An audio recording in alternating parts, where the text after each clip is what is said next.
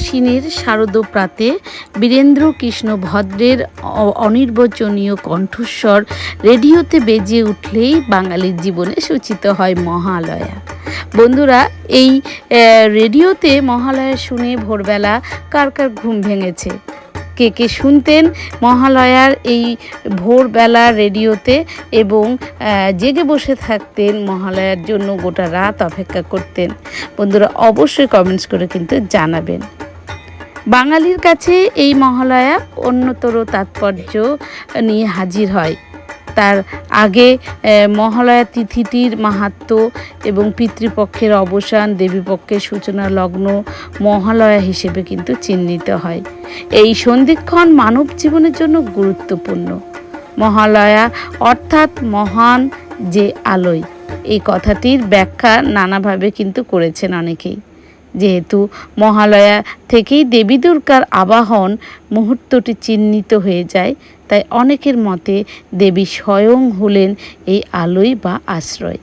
তো মহালয়ার সম্বন্ধে এর আগে আমি অনেক ভিডিও আপলোড করেছি। তো বন্ধুরা, আপনারা কিন্তু মহালয়ার সম্বন্ধে যে ভিডিওগুলো আমি বলেছি সেগুলো কিন্তু আপনারা অবশ্যই শুনতে পারেন বা জানতে পারেন, তাহলে কিন্তু অনেক কিছু আশা করি আপনারা জানতে পারবেন। তো আজকেও নিয়ে চলে এসেছি কিছু অজানা তথ্য আপনাদের জন্য, যা আমি জানি তাই আপনাদেরকে জানাবো। আর যদি আমার মধ্যে কিছু ভুল থাকে বন্ধুরা, তাহলে অবশ্যই কমেন্টস করে কিন্তু আমাকে জানাবেন। নমস্কার বন্ধুরা, কেমন আছেন সবাই? আশা করি খুব ভালো আছেন, আর ঈশ্বরের কাছে প্রার্থনা করি আপনারা সকলেই ভালো থাকুন। এগিয়ে আসছে আমাদের বাঙালিদের মহা উৎসব দুর্গাপুজো, আর ঠিক দুর্গাপুজোর আগেই হয় মহালয়া। তো এই মহালয়ার দিনটি নিয়ে আমি এর আগে অনেক কিছু জানিয়েছি আপনাদের, তো আজকেও চলে এসেছি কিছু জানাতে। তো চলুন আর কথা না বাড়িয়ে শুরু করি। মহালয়া থেকে দুর্গাপূজার দিন গোনা শুরু হয়ে যায়। মহালয়ার 6 দিন পরেই আসে মহাসপ্তমী। ত্রেতা যুগে ভগবান শ্রী রামচন্দ্র অকাল দেবীকে আরাধনা করেছিলেন লঙ্কা জয় করে সীতাকে উদ্ধারের অভিলাষ নিয়ে। শরতের এই পূজাকে দেবীর অকাল বোধন বলা হয়, কারণ শ্রী রামচন্দ্র পূজাটি করেছিলেন অকালে, মানে অসময়ে। আসলে দুর্গাপুজো হলো বসন্তে, তাই একে কিন্তু বাসন্তী পূজা বলা হয়ে থাকে। এটা তো নিশ্চয়ই আপনারা জানেন বন্ধুরা। আবার শোনা যায় যে সুরতরাজ এই আসল পূজাটি করেছিলেন বসন্তকালে। কোনো শুভ কাজ করতে গেলে প্রয়াত পূর্বজ সহ সমগ্র জীবজগতের জন্য তর্পণ করতে হয়। সনাতন ধর্মাবলম্বীদের এটাই বিশ্বাস, পূর্বপুরুষদের উদ্দেশ্যে অঞ্জলি প্রদান করতে হয়। এর পোশাকি নাম কিন্তু তর্পণ। হ্যাঁ, তাই না বন্ধুরা? দেখবেন আমরা যখন কোনো বিয়ে বা কোনো অন্নপ্রাশন বাঙালিরা করে থাকি, তার আগে কিন্তু আমরা সত্যনারায়ণ পুজো করি, এবং তার আগে কিন্তু পূর্বপুরুষদেরকে আমরা কিন্তু নিমন্ত্রণ পাঠাই বা পূর্বপুরুষদের উদ্দেশ্যে আমরা কিন্তু পুজো করে থাকি। তর্পণ মানে কিন্তু সন্তুষ্ট করা। ভগবান শ্রী রামচন্দ্র লঙ্কা বিজয়ের আশায় বুক বেঁধে এমনই করেছিলেন। যুগ যুগ ধরে এই ভারতের কোটি কোটি মানুষ মহালয়ের প্রভাতে দিন গণ্ডূষ জলের অঞ্জলি দিয়ে আসছেন, আর আকাশে বাতাসে ধ্বনিত হয়ে উঠছে ময়া দত্তেন তয়েন তৃপ্তন ভুবন এয়ম আব্রহ্ম স্তম্ভ পর্যতং তৃপ্তং। এই মন্ত্র যার মধ্য দিয়ে শ্রদ্ধার সঙ্গে স্মরণ করে চলেছেন তাদের বিদ্রোহী পিতৃপুরুষ এবং পূর্বপুরুষদের। পুরাণে বলা আছে, মহালয়ার দিনে দেবী দুর্গা মহিষাসুরকে বধ করার দায়িত্ব পান। ব্রহ্মার বরপ্রাপ্ত কোনো মানুষ বা কোনো দেবতার পক্ষে মহিষাসুরকে বধ করা কিন্তু সম্ভব ছিল না। ফলত অসীম ক্ষমতাশালী মহিষাসুর তার ক্ষমতার দম্ভে মত্ত হয়ে ওঠে। কত কিছুই না করেছেন, কত অন্যায় কাজ করেছেন এই শক্তি নিয়ে, এই দম্ভে। একে একে দেবতাদের স্বর্গ থেকে বিতাড়িত করেছেন। অঘোষিতভাবে বিশ্ব ব্রহ্মাণ্ডের অধীশ্বর হয়ে ওঠার বাসনা তাকে পেয়ে বসে। ব্রহ্মা, বিষ্ণু ও শিব ত্রয়ী তখন বাধ্য হয়ে মিলিতভাবে মহামায়ার রূপে অমোঘ নারী শক্তি সৃষ্টি করেছিলেন। দেবতাদের দান করা 10টি অস্ত্রে সিংহবাহিনী দেবী দুর্গা সুসজ্জিত হয়ে ওঠেন। 9 দিন ব্যাপী ঘোরতর যুদ্ধে মহিষাসুরকে পরাজিত ও হত্যা করলেন। এভাবেই অশুভ শক্তির উপর শুভ শক্তির জয় প্রতিষ্ঠা হয়। যুগের পর যুগ এই বিশ্বাস, এই ধারা বয়ে আসছে। কিন্তু মহালয়া যেন তারই পরিচয় বহন করে চলেছে। মহালয়া হচ্ছে সেই দিন যেদিন দেবী দুর্গা এই মর্তে অবতরণ করেছিলেন বলে বিশ্বাস। তিনি এসেছিলেন সমস্ত অশুভ শক্তিকে পরাজিত করতে। মহালয়া পিতৃপক্ষের অবসান ও দেবী পক্ষের সূচনা বলে মহালয়াকে দুটি গতিশীল ও চলমান উৎসবের সমাহার ও সম্মিলনও বলা যেতে কিন্তু পারে। পুরাণ মতে এই সময় পিতৃপুরুষের আত্মার স্বর্গ প্রাপ্তির জন্য কিন্তু তর্পণ করা হয়ে থাকে, বা শ্রাদ্ধক্রিয়া যেটা বলে আবশ্যক, তো সেটা কিন্তু তর্পণের মাধ্যমে প্রকাশ পায়। প্রাক ভোর বা প্রাতকালে নদীতে পুত্র তার পিতৃপুরুষদের উদ্দেশ্যে পিণ্ডদান করে থাকে।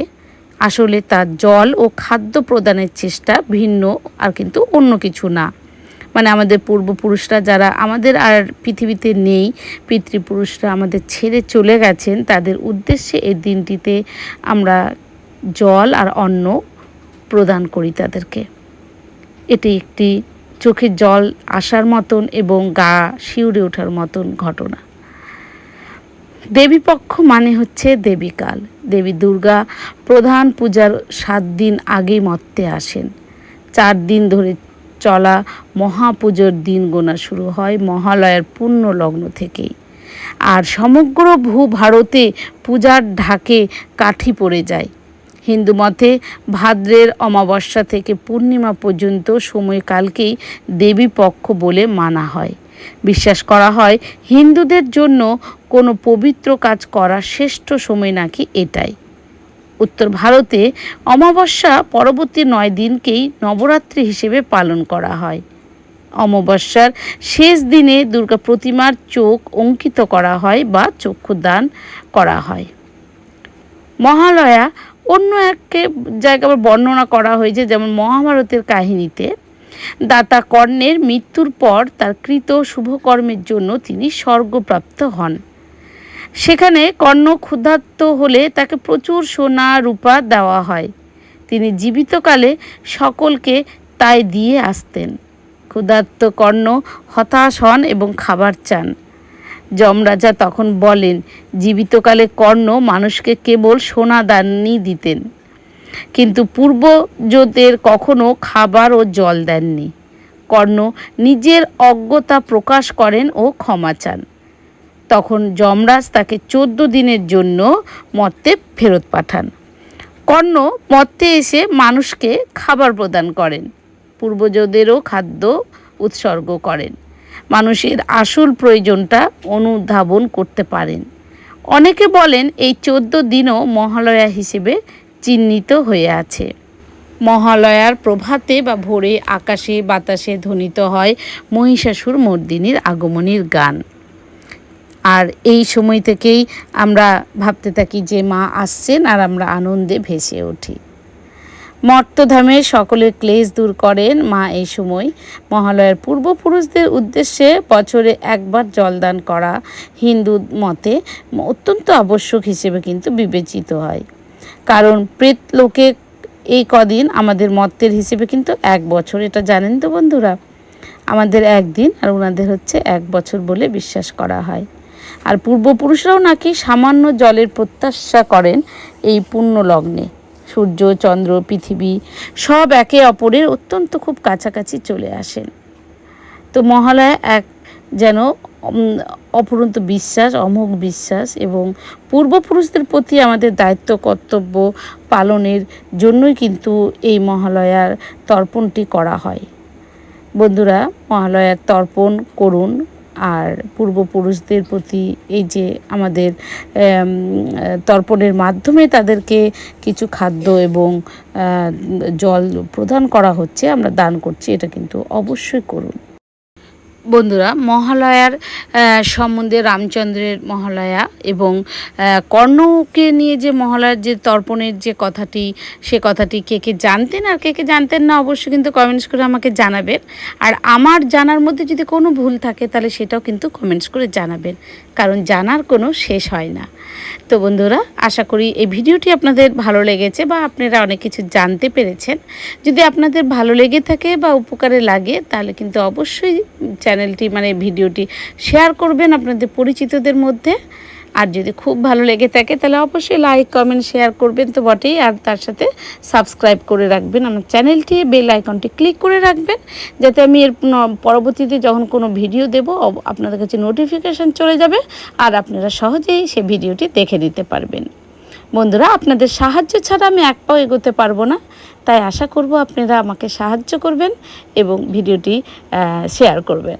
তো আজকের মতন এখানেই রাখি। নমস্কার।